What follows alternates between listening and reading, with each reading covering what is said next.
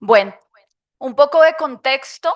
eh, Este es un proyecto financiado por MinCiencias, es un proyecto de movilidad internacional denominado ECOSNORD, que promueve el intercambio académico y cultural entre universidades colombianas y francesas. La Universidad colombiana fue la Jorge Tadeo Lozano y la Universidad francesa fue la Universidad Paul Valéry de Montpellier. Entonces, como investigadora principal estoy yo en Colombia y como investigador principal está el profesor François Perea, que no lo veo. Bueno, pero ahí yo sé que François está, yo lo vi Sí, por ahí. estoy aquí. Listo. Hola, François.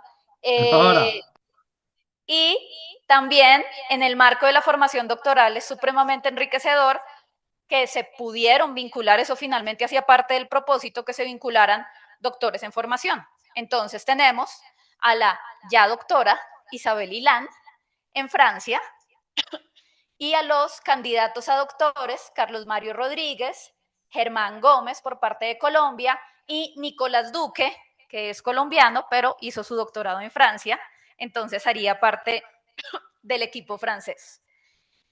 Acá podemos ver y quisiera contarles rápidamente, antes de empezar a hablar de los resultados, cuáles fueron los espacios de estudio.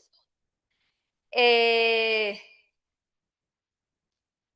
entonces, los espacios de estudio en Colombia fueron una exposición, devuélvete por favor, una exposición de Maloca, que es uno de nuestros aliados para este evento, y es una exposición bastante interesante para un museo de ciencia y tecnología porque habla de la migración, y es migrar un acto de valor. Y contamos con la presencia de Sigrid Falla hoy acá con nosotros, que nos va a ayudar en toda la jornada, nos va a acompañar. Tenemos también la exposición, una selección del Media Art del Festival Internacional de la Imagen, de la edición del año pasado, y la exposición Huella de Bosque en el claustro de Villa de Leyva, cuyo artista es el profesor Germán Gómez, y alrededor de los resultados también pues va a girar un poco la socialización. Y en Francia tenemos también una exposición bastante revolucionaria, por así decirlo, para un museo de historia natural, que fue Sexapil, la escandalosa vida de la naturaleza. Vamos a hablar también un poco. Nos interesaban este tipo de exposiciones que planteaban unas miradas diferentes. La exposición Rivage, 20.000 años de evolución del paisaje litoral, del Museo del Efebo y Arqueología Submarina de Agde, y también la exposición Huella de Bosque con una transformación que eran las ramas del castillo, ¿cierto? Las ramas del castillo en el Chateau Logan, que es un espacio también de arte. Ahí pasó algo interesante que creo que es un elemento que vale la pena que, que analicemos o pues que discutamos juntos, y es que hubo una transformación de la exposición dependiendo del espacio. Y eso es bien interesante porque va a jugar mucho con la temática que vamos a hablar hoy el día de en la tarde, perdón, en el conversatorio de quién habla en las exposiciones, cuál es el rol del entorno, porque ahí creo que hay mucho que decir, y afortunadamente Germán está acá con nosotros y también François, que fueron quienes gestionaron toda esa transformación de la misma exposición. Entonces, pues, sin más preámbulos, nos queremos concentrar, estoy acá mirando el tiempo, nos queremos concentrar en los resultados porque nos parece que ahí es donde puede haber una conversación más interesante. ¿Puedes pasar a la siguiente? Rápidamente, estas fueron las metodologías, bueno, metodologías no, las técnicas que aplicamos. Si se dan cuenta, no solo estamos aplicando técnicas desde un solo lugar, nos interesaba mucho una mirada interdisciplinar, entonces, de pronto quienes no la conozcan, la metodología de sonda cultural es, tengo enredada la palabra metodología, la técnica sonda cultural es una técnica que viene del pensamiento de diseño. Y es una técnica que además juega con el concepto de la apropiación de la técnica misma por parte de quien recoge la información. Para nosotros fue un reto muy interesante porque se diseñó junto con los mediadores que participaban en las exposiciones. Y eso nos lleva a otro de los elementos muy interesantes, que fue evolucionando a lo largo del proceso y es cómo le dábamos voz a los diferentes actores. Tenemos también las entrevistas, tuvimos tanto individuales a profundidad como grupales, focus group a partir de la sonda, o sea que ahí dialogarían, el uso y el análisis de los guiones museográficos y el análisis interaccional. Y este me parece que es un elemento bien interesante para las investigaciones, por ejemplo, para las investigaciones en interacción. De esa temática ya va a hablar nuestro compañero Nicolás, pero le otorga una mirada muy potente a lo comportamental en este tipo de mediaciones donde el elemento humano es tan relevante. Adelante, Carlos. Bien, bueno, esto yo creo que, no sé, Isa, si quieres decir algo al respecto. Adelante, Isa. Buenos días a todos. Muchas gracias por estar con nosotros hoy día. Es un placer compartir nuestras investigaciones con ustedes. Bueno, para contextualizar los terrenos en Francia, les propongo volver sobre algunos momentos clave de la historia de las prácticas museográficas y escenográficas en Francia.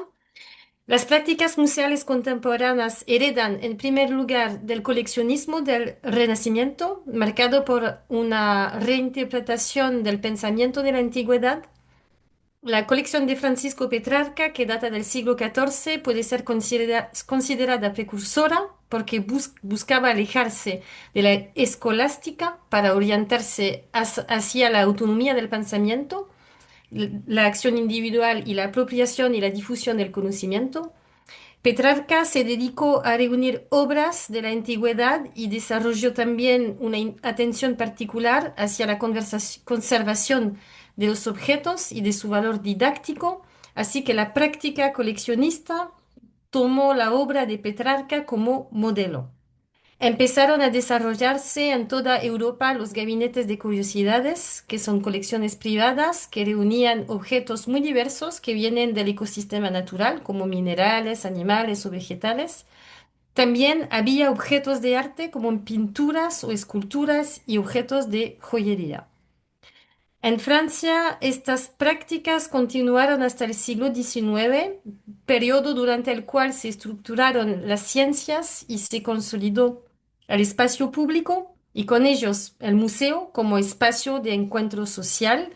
Así, las colecciones pasaron de la esfera privada a la esfera pública y se integraron de manera permanente en el espacio público a través de un modelo de sociabilidad orientado a la difusión de la cultura y al acceso de todos a ella. A lo largo del siglo XX, publicaciones institucionales contribuyeron a la estructuración general de las prácticas museográficas y este es el contexto donde nace en Francia el Museo Contemporáneo. Sylvie.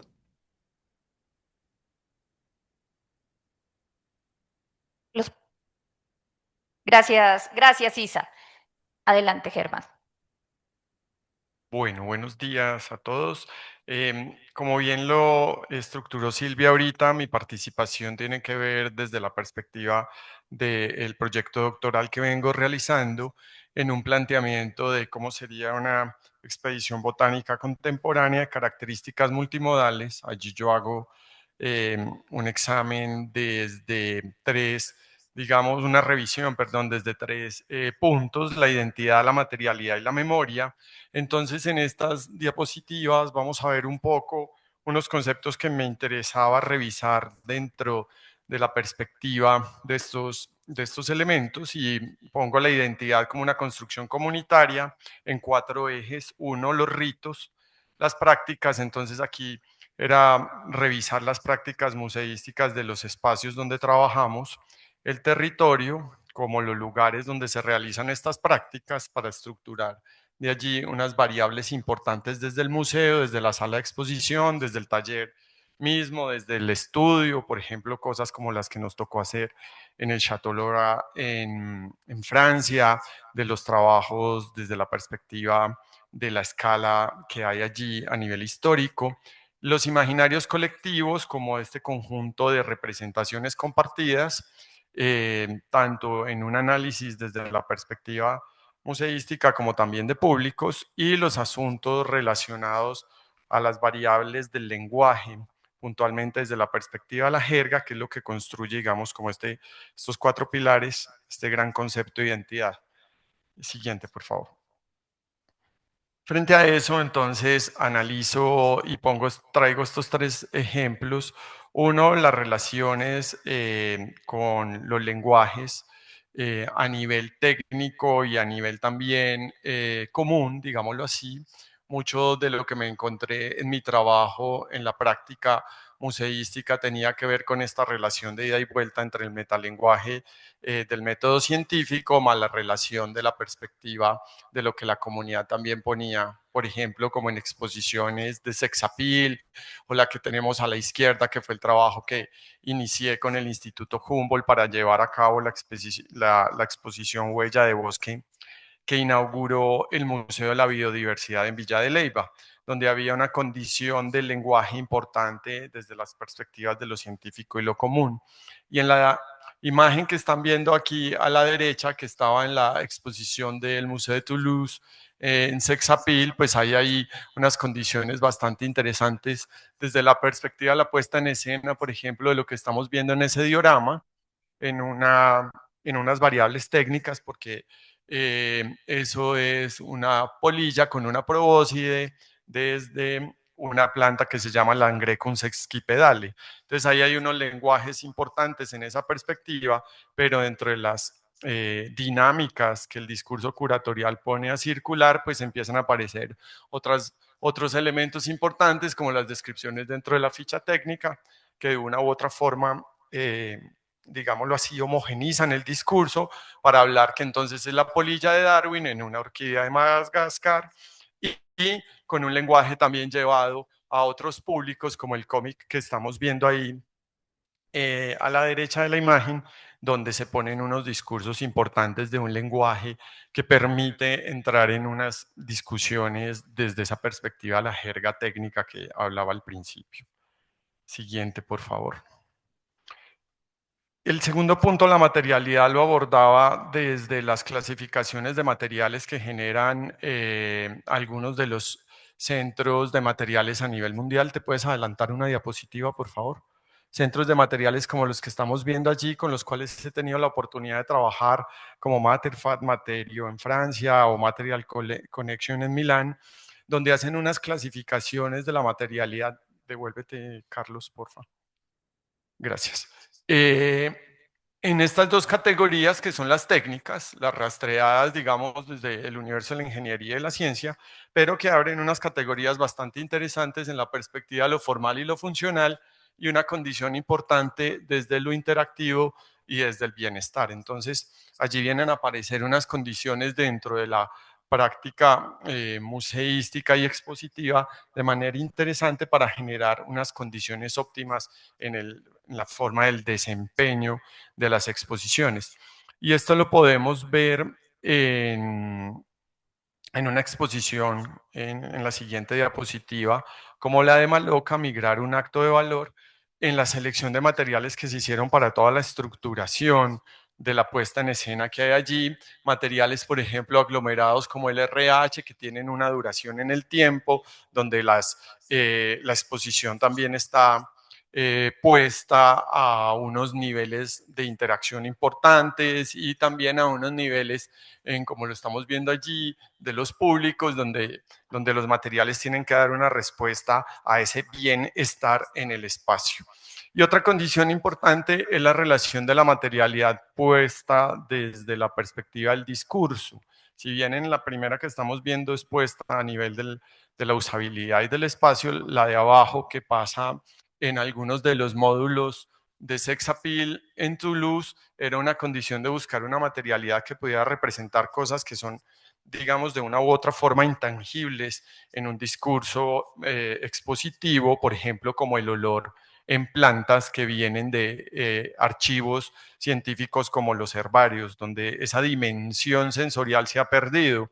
Entonces aquí el trabajo es muy interesante porque desde esa apuesta multimodal trabajan con perfumistas para poder llegar al olor que las plantas que están aquí representadas también en otro nivel de materialidad, porque son modelados 3D, por las condiciones de lo que pasa en ese proceso con las flores, entonces generan otras formas del ver que son importantes dentro de esa perspectiva de la materialidad, y que dentro de estos espacios de estas grandes materiotecas, perdón, pues hoy en día son muy trabajados desde esa lógica de la multimodalidad, y que lo museístico pues está acercándose a esa variable.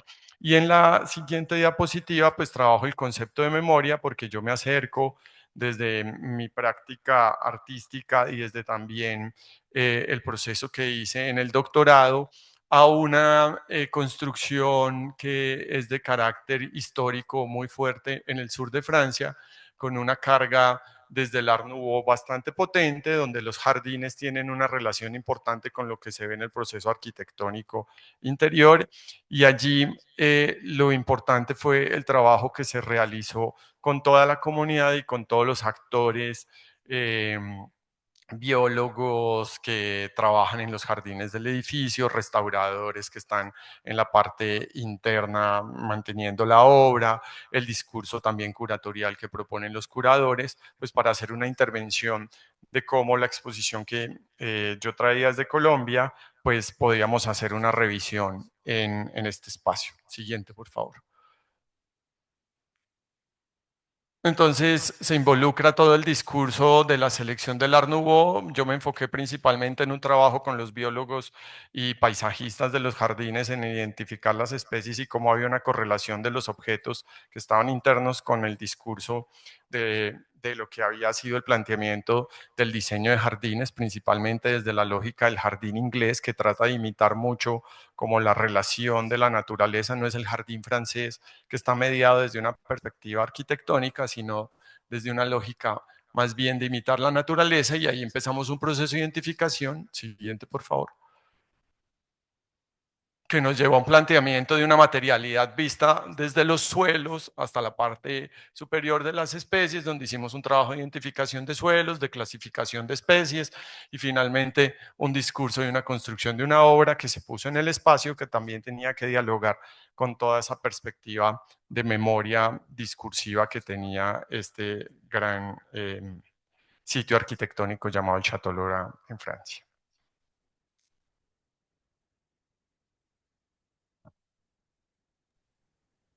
Sigue Nico, ¿cierto? Ok, sin transición. Sí, le vamos a dar la Me palabra. toca. Ok, les Adelante, pido. François.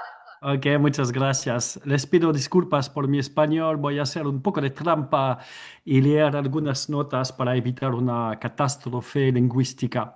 En 5 minutos es difícil presentar resultados precisos, así que voy a evocar algunos puntos que me parecen importantes. Puede parecer una presentación rápida y quizás ligera, pero sus implicaciones teóricas y metodológicas son para nosotros muy importantes. Así, los elementos que presento aquí corresponden a algunos puntos de atención desde mi perspectiva en antropología del lenguaje y análisis del discurso, discutiendo con las colegas de arte y diseño. Constituyen tanto cuestiones teóricas como herramientas concretas para analizar las escenografías, como formas de producción semiótica y discursiva del sentido.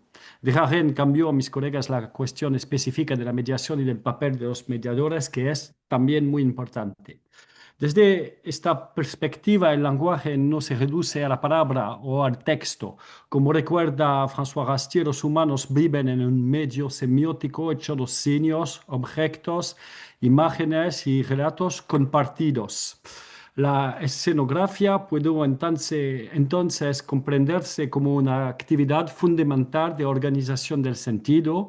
No consiste solamente en exponer objetos, sino en producir recorridos, interpretaciones y experiencias. Este enfoque se relaciona con los trabajos de Marianne Pavot, que proponen superar una visión logocéntrica del lenguaje, integrando los objetos y los dispositivos materiales en los procesos de significación. Las escenografías profesionales revelan así una actividad humana ordinaria, que es de organizar objetos, espacios y signos para orientar prácticas y relaciones sociales. Es precisamente aquí donde el diseño social se vuelve central. No se trata solamente de producir formas estéticas, sino de organizar interacciones, prácticas colectivas y maneras de habitar el mundo. Alors, uno de los puntos prácticos es que la experiencia escenográfica se basa en tres dinámicas interaccionales estrechamente relacionadas. Primero, una interacción con los objetos. Los visitantes observan, interpretan y atribuyen sentidos a los elementos expuestos. Los objetos nunca son otros. Su materialidad, su iluminación y su disposición orientan ya ciertas percepciones y ciertos comportamientos. Después de esta interacción con los objetos, hay una otra con los otros visitantes. La mayoría de las visitas son efectivamente covisitas. Se intercambian impresiones, comentarios, emociones o recuerdos. Las interpretaciones se construyen entonces colectivamente y se transforman en el intercambio. Y finalmente hay una tercera interacción con el propio contexto escenográfico, el recorrido, los sonidos, las luces, la señalética y la organización espacial influyen a los desplazamientos, la atención y las maneras de percibir. La experiencia de visita emerge así de la interacción continua entre sujetos, objetos y entorno escenográfico. Esto conduce entonces a observar la materialidad misma de los dispositivos escenográficos, ya que estas interacciones pasan siempre por formas materiales que organizan los usos y las interpretaciones. La escenografía permite distinguir dos grandes categorías de objetos, los que son expuestos y los otros que son expositivos, y hay formas híbridas, por supuesto. Esta distinción es muy importante porque permite describir concretamente la materialidad de los dispositivos escenográficos y observar cómo los objetos no cumplen todas las mismas funciones en la experiencia de visita. Los objetos expuestos son las obras, los artefactos, los vestigios o las huellas patrimoniales observadas y interpretadas por los visitantes. Cuando entran en el espacio de la exposición, pueden cambiar de estatuto. Un objeto cotidiano puede convertirse en memoria, testimonio o huella histórica. Los objetos expositivos, por el contrario, son los dispositivos que organizan la experiencia de visita. Vitrinas, carteras, iluminaciones, señalética, recorridos o dispositivos espaciales. Su función es orientar los comportamientos, los desplazamientos, las percepciones y también las interpretaciones. Se despliegan tanto en las presencias físicas como en los espacios digitales. Esta reflexión se relaciona con la noción de affordance desarrollado por James Gibson. Los objetos sugieren ciertos usos y ciertas acciones posibles. Una vitrina invita a contemplar, una flecha guía, una iluminación orienta la atención. Finalmente, y por terminar, esta lógica no concierne solamente a los museos o a los espacios de exposición. También puede observarse en los espacios ordinarios, la disposición de una tienda, la organización de una cocina, la señalética urbana o incluso los dispositivos digitales. Esto abre perspectivas más amplias para el programa Escenografías Híbridas al permitir observar cómo los humanos organizan constantemente objetos, espacios y signos para producir sentidos compartidos, para orientar las prácticas colectivas y construir formas de vida colectiva. Muchas gracias. Hola, muchísimas gracias, François, y por haberlo hecho en español. Yo sé que es todo, todo un reto. Bien, pues yo creo que acá llegamos a un punto en el que probablemente muchos de ustedes, si aprovechamos y vamos a darle la bienvenida a las personas que están conectadas. Estamos viendo, hay personas del Museo Arqueológico de Zipaquirá, del Museo de Momias, es decir, tenemos varios asistentes directamente relacionados con este tema en cuestión y es cómo poner a dialogar un discurso que en cierta medida puede llegar a ser lejano a los visitantes. Y ahí es donde yo quisiera detenerme un poco antes de darle la palabra a Nicolás y a Carlos. Pasa la siguiente, Carlos, por favor. Y yo me quiero detener en el rol de la mediación humana. Hemos estado hablando de, obviamente, las materialidades, estos diálogos que se dan finalmente con todos los elementos que están en el dispositivo escenográfico y algo que identificamos y que nos dio lugar también a unas preguntas fundamentales sobre la manera en la cual el discurso llegaba es el rol de la oralidad y el rol del mediador humano. Y entonces ahí empezamos a encontrar en los diferentes espacios observados cómo había una cantidad de elementos narrativos que empezaban a jugar un papel fundamental en el manejo de ese discurso. Como ustedes vieron al inicio, parte de nuestro corpus eran también los guiones, o sea, los guiones museales, las guías para el mediador, para el educador, pero todos sabemos, quienes hemos visitado museos y exposiciones o quienes tengamos la experiencia de preparar una exposición o preparar toda una experiencia en espacios expositivos, que nada nos garantiza que ese relato que yo tengo pensado llegue como yo lo espero al público. Creo que ahí no estoy diciendo nada nuevo, es algo absolutamente esperable. Y entonces ahí nos quisimos detener en el desfase epistémico, es decir, cómo los regímenes que plantea una institución, bien sea una institución museal, pero también una institución que plantea una experiencia artística, no necesariamente va a continuarse con los regímenes con los que llegan nuestros visitantes, con los que llegan los visitantes. Y ahí entonces esas brechas, esos vacíos, empezaban a ser tramitados y a ser manejados por el rol de la mediación humana. Y entonces ahí encontramos que uno de los principales recursos se soportaban en la oralidad, uno, pero también en una estrategia muy interesante en tiempo real y era una lectura inteligente del público para poder adecuar ese discurso, adecuar ese guión que les dieron a el público que estaba llegando. La experiencia con Maloca ha sido asombrosa porque quienes conocen Maloca o quienes no, pues Maloca recibe una diversidad de público impresionante. No podemos decir que son solo niños ni que son solo adultos.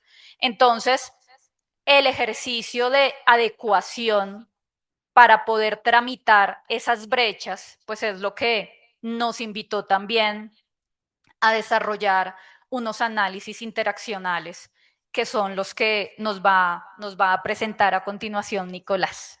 Adelante, Nicolás. Ah, no, Muchas primero gracias. vienes. Yo creo que hay que salirse de la presentación y volver a entrar, porque no sé si el slide Ah, ok. Sí, habría que quedó. actualizarla. Sí, Ok. Ahí. ahí está, perfecto. Adelante. Bueno, muchas gracias. ¿Me escuchan bien? Pongo. Señor. Bueno, entonces como lo decía Silvia, a medida que fuimos haciendo el trabajo de campo, la visita a las distintas exposiciones, a los distintos museos, empezamos a entender y a querer analizar el papel que jugaban los mediadores y las mediadoras en algunas de las exposiciones, tanto en Francia como en Colombia. Y tuvimos como uno de los componentes de esta investigación lo que solemos denominar la etnografía instrumentada, que acompañó especialmente diversas observaciones, algunas observaciones que hicimos en el Museo de Historia Natural de Toulouse y particularmente unas observaciones que hemos venido haciendo en Maloca de las mediaciones de la exposición en específico de la que hablaba Silvia, Migrar un acto de valor. Para migrar un acto de valor, actualmente contamos con unos registros grabados de las mediaciones de aproximadamente 2 horas y media. Pero lo que es muy importante de decir acá, lo que es muy importante de decir acá es que hay una razón por la cual estas grabaciones son hechas. En general, uno dice que uno de los intereses de la etnografía instrumental o una de las justificaciones que uno pone es que logra capturar las situaciones reales en su secuencialidad. Y esto nos ha permitido empezar a analizar de manera más fina el discurso de los mediadores en interacción con todo el ecosistema y con todos los recursos semióticos que hay alrededor. Como lo decía François ahorita, las aproximaciones lingüísticas y de ciencias del lenguaje que hemos desplegado en este proyecto no tienen que ver fundamentalmente con la lingüística tradicional o con la lingüística textual, sino que vienen de una lingüística más amplia, por ejemplo, la lingüística del objeto, la lingüística interaccional. El ejemplo que ustedes están viendo ahí, pues que no desarrollar en detalle, es una transcripción que solemos denominar una transcripción multimodal, porque lo que hacemos cuando hacemos este tipo de registros y luego estos análisis de la interacción es intentar describir lo que pasa al tiempo, no solamente con el discurso hablado, sino con el gesto, los movimientos, la relación que se establece con el público, la relación que se establece con los objetos, la relación que se establece con el entorno y, por supuesto, con las escenografías. Por esa razón hablamos de multimodalidad, porque intentamos analizar distintos modos de los que son desplegados en este tipo de interacciones. Y allí es muy importante el encuentro que hemos tenido porque nos ha permitido también discutir distintas concepciones de la interacción. Concepciones de la interacción que vienen, por ejemplo, de los estudios de la interacción social, pero también de los estudios de la interacción lingüística, pero también lo que está pasando hoy en día con las interacciones tecnológicas. Así que yo creo que uno de los elementos claves del proyecto es que nos ha permitido dar esta discusión y nos ha permitido, digamos, observar juntos estos eventos. Lo que ustedes ven ahí en la imagen es fundamentalmente una transcripción de uno de los fragmentos que no vamos a analizar, pero que hace un corpus muy interesante, porque lo que nos permite es al tiempo tener la secuencialidad de lo que fue la mediación y empezar a identificar las distintas estrategias interaccionales, comunicativas, conversacionales que los mediadores van estableciendo con los públicos en un ejercicio de adaptabilidad muy interesante, porque como decía Silvia anteriormente, uno de los elementos claves que tiene la mediación es lograr establecer una relación también con un público, una atención compartida en un lugar, en un espacio, en una temática, y allí hemos encontrado una gran riqueza en las estrategias que los mediadores y mediadoras movilizan, y esto nos ha permitido también reconocer algo, digamos, que en ciencias del lenguaje se hace, pero que consideramos que es muy interesante en estos análisis de los museos, y es identificar ciertas tecnologías conversacionales y ciertas tecnologías de la interacción que van circulando también entre los mediadores para llevar a cabo estos procesos de mediación, y en particular con Maloca estamos analizando unas estrategias de las que no hablaremos demasiado hoy, pero creo que podría anticipar un poco hacia dónde van, y son las estrategias que los mediadores movilizan para hacer imaginar. Y son estrategias bien interesantes porque son estrategias donde hay al tiempo una utilización de recursos narrativos, pero hay al tiempo una utilización de objetos, pero también hay un trabajo de buscar la atención compartida, de movilizar las emociones y de movilizar la empatía con el público en una situación concreta, difícil incluso de discutir en ocasiones como la migración. Entonces, esta ha sido, digamos, una parte importante y tenemos este corpus que ya estamos terminando de transcribir en un trabajo conjunto con el equipo de Maloca y tenemos los otros corpus que hemos ido recolectando a lo largo de este proyecto que vamos a seguir, por supuesto, analizando para nuestras investigaciones futuras. Gracias. Gracias, Nicolás. Es bien interesante, obviamente espero que tengamos los espacios para que podamos hablar de una manera un poco más informal.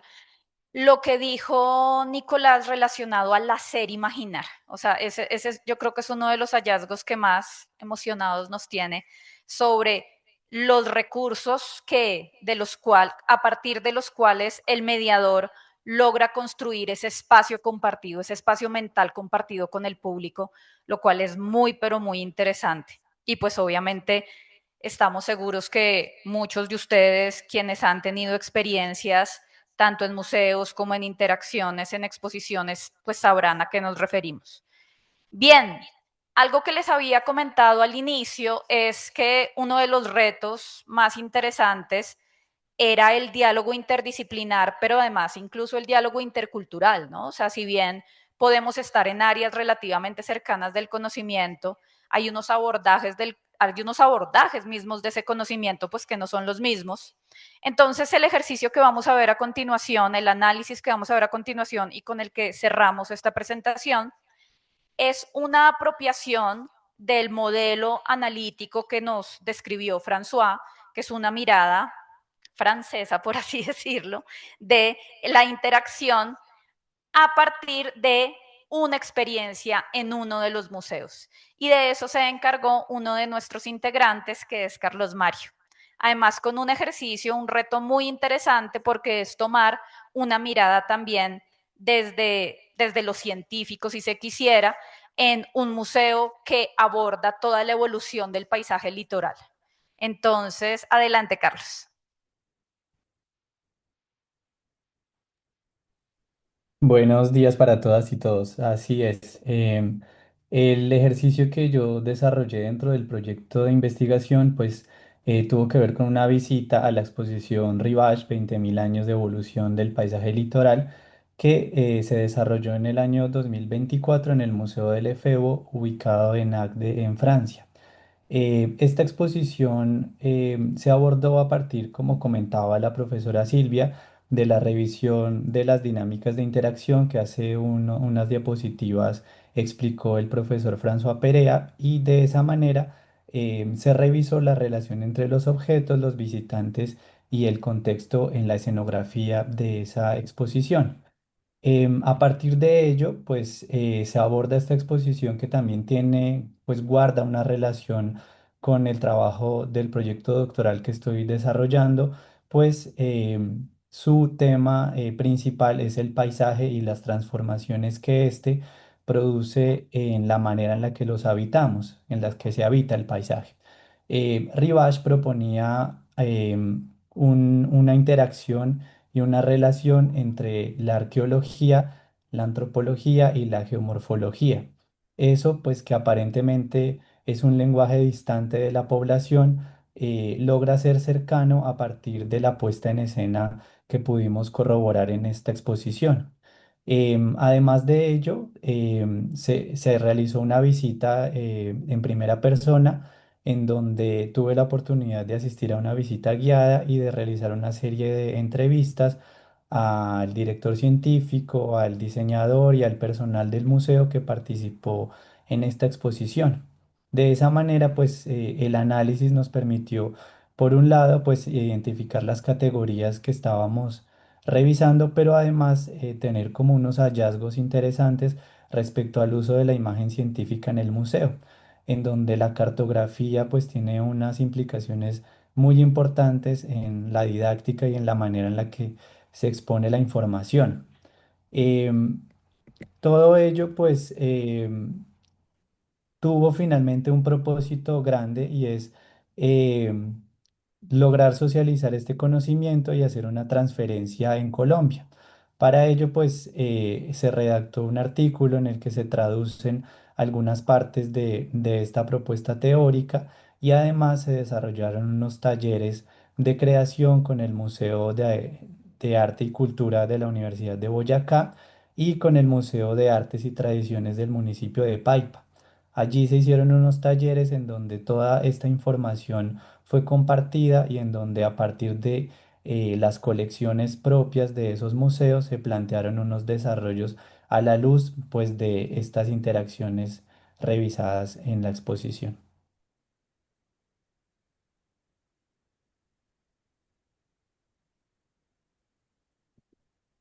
Bien.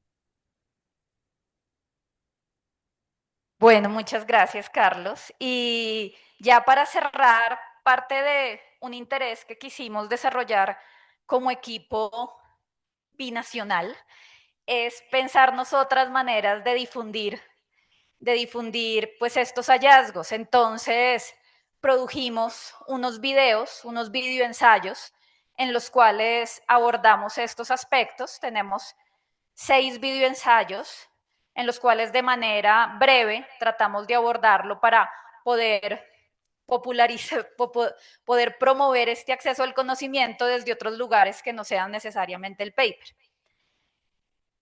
Con el certificado de su participación en este simposio, ustedes van a recibir el enlace a esos videos. Nos encantaría que ojalá los puedan ver y nos puedan dar su retroalimentación a los mismos. Bien, muchísimas gracias a François, a Nicolás, a Carlos, a Isabel, a las personas que están conectadas. Vamos a cerrar este primer momento. Los invitamos a un café y a unas galletitas mientras nosotros preparamos el conversatorio que sigue a continuación. Gracias.